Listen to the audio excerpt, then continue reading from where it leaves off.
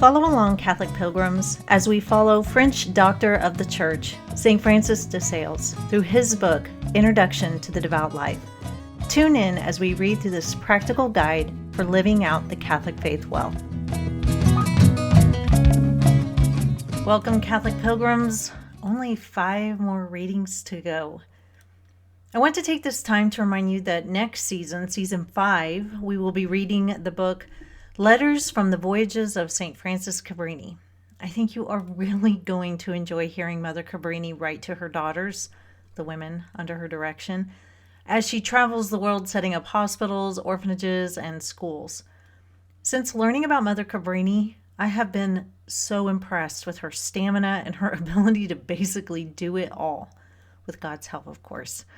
So anyway, get your book. I will link it in the show notes, and I hope that you join along with me for next season.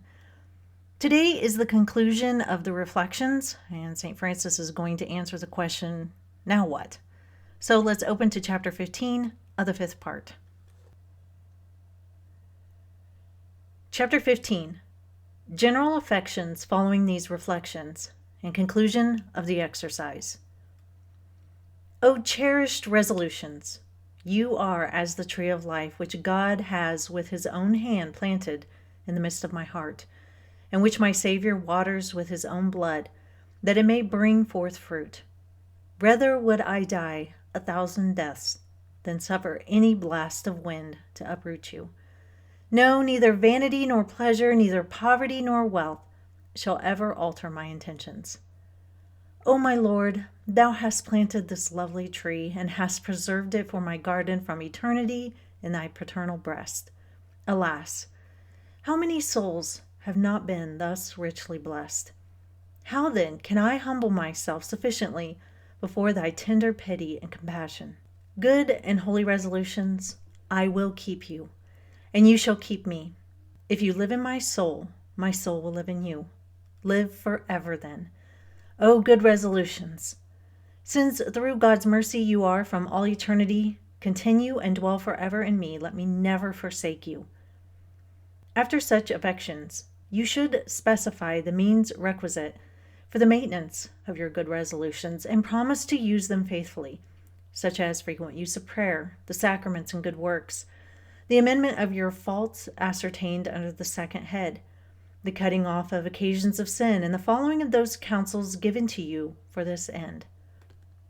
After this, take as it were new courage and strength, with reiterated protestations that you will abide steadfast in your resolutions, and dedicate, consecrate, sacrifice, and immolate your heart, your soul, and will to God, as though you held them in your hand, protesting that you will never take them back, but leave them in his holy hands, ever following his will everywhere and in all things. Ask God to deign to renew all that is in you, to bless your renewed protestation and confirm it. In such a frame of mind go, and kneel at the foot of your spiritual Father. Accuse yourself of the chief faults of which you have been guilty since your general confession. Receive absolution as you did then.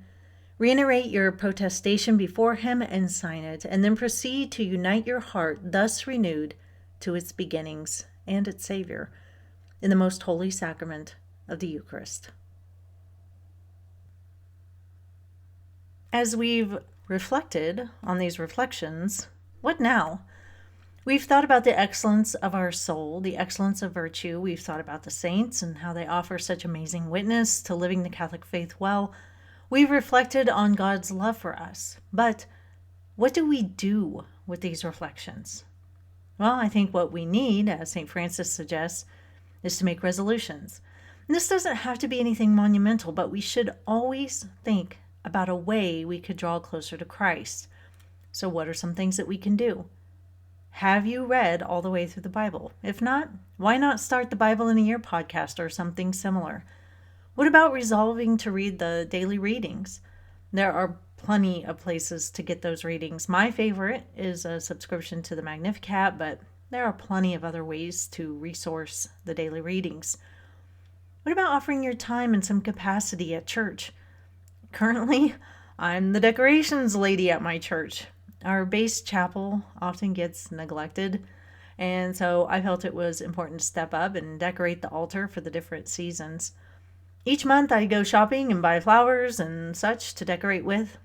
It's a small thing, but when I showed up to base, there were 2 vases up front in front of the altar with dead flowers in them and some tired old spring flowers that looked limp and worn.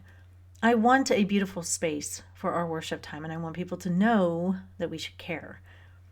You can resolve to join up next season on this podcast to learn about the life of Mother Cabrini. Yes, shameless plug. Or start one of the other seasons. No matter what, think of something that you can do to grow closer to God. We should want to do that after thinking of the saints, virtue, and God's love. Remember, it doesn't have to be monumental, just something to give time to our good God. That is all for today, Catholic Pilgrims. I'll see you back here soon, and until then, live the faith boldly and travel well.